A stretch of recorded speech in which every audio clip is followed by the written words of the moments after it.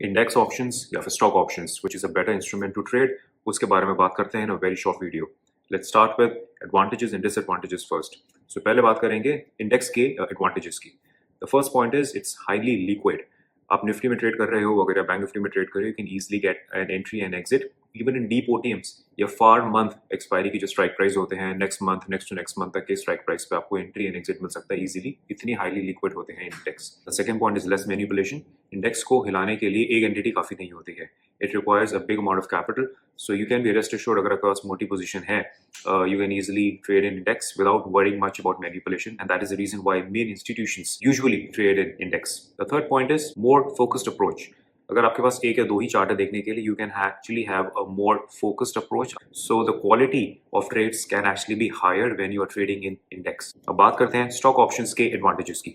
The first advantage is you have many more options to trade. Nifty 50 is what I would recommend because they're highly liquid. So more options, more charts from where you can take a trade. So you will not be restricted in just one or two charts जो index में होता है आपके साथ. The second point is the risk management could be far better because you can create a basket of stock options. अगर आप 5 stocks for example trade कर रहे हो at a time, आपका जो रिस्क है वो स्प्रेड कर सकते हो and not really going all in one particular trade, जो कि टिपिकली एक इंडेक्स के अंदर होता है. Now let's talk about the disadvantages. Will start with index options. The first is that it requires high speed. Index options के जो price होते हैं वो बहुत शार्पली मूव करते हैं, सो अगर आप स्पीड में नहीं एग्जीक्यूट कर पाओगे, you will lose out on a big opportunity. Plus आपका रिस्क मैनेजमेंट हिल सकता है बिकॉज आपको ठीक लेवल पे ना एंट्री मिलेगी ना एग्जिट मिलेगा. The second disadvantage is the restriction. जैसे मैंने एडवांटेज में बताया था कि आपको एक या दो ही चार्ट मिलेंगे ट्रेड करने के लिए, but still you will feel more restricted. किसी दिन पर मार्केट में मूवमेंट नहीं आ रही है, you may feel very impulsive कि मुझे ट्रेड नहीं मिल रहा है, एंड आप कई बार जाके ओवर ट्रेडिंग कर सकते हो, गलत ट्रेड पंच कर सकते हो.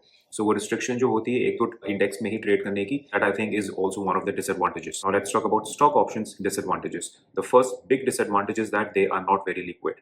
अगर आप बड़ी पोजीशन से ट्रेड करते हो, you will actually find a lot more challenging to get an entry and exit because आप मार्केट ऑर्डर प्लेस ही नहीं कर सकते, आपको लिमिट ऑर्डर ही लगाना पड़ेगा. तो आपको मार्केट डेप्थ देखनी बहुत जरूरी है कि किस प्राइस पे बायर बैठे हैं, किस प्राइस पे सेलर बैठे हैं, एंड अगर आप ज्यादा लॉट लेके बैठे हो, it becomes very difficult sometimes to get an entry और even an exit.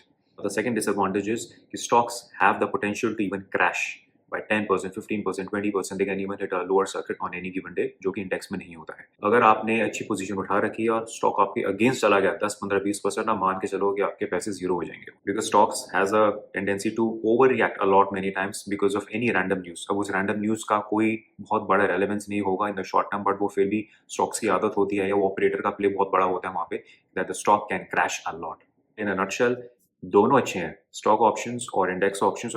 You have to think what suits your personality, what suits your lifestyle, and how much capital do you have, and what kind of risk you can manage.